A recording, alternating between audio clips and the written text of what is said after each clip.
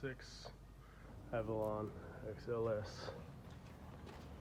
Alright, I was driving the car, start making crazy noise. So it's right here. Sway bar, 2 rubbers. It's easy fixed. 2, I believe they're 10 or 12 millimeter. 2 of them. Take them off. Put this back in. Tie them back up.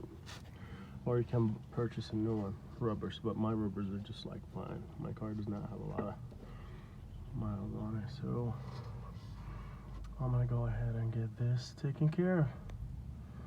Again, 2006 Avalon. This bar right here.